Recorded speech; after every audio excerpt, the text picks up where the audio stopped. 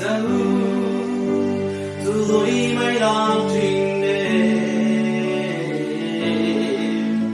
tục theo hằng ngôn hề la tục theo hằng ngôn hề la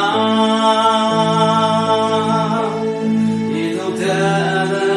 hằng ngôn hề la dẫu qua tầng ngõ na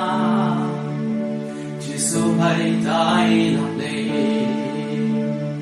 đâu qua tầng ngõ na cả bóng sâu sang lòng đi ai đã chỉ sư Christa y khai sa amen sang chính ý đi yon ki ayana e chính ngola ayana e chính ngola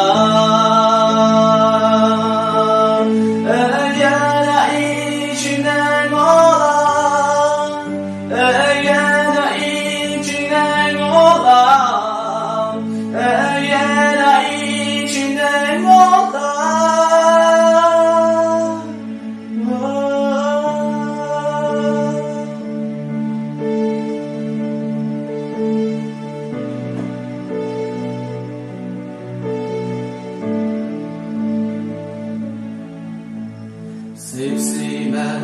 ake ye nam hu yung wan ba kan fu ma ake ye nam hu yung wan ba anu ma man mo ha boy ye do ye anu ma ngo boy ye chang we dong ba bay thâu trên đàn ngô la dùng ngoan ba bay thâu trên đàn ngô la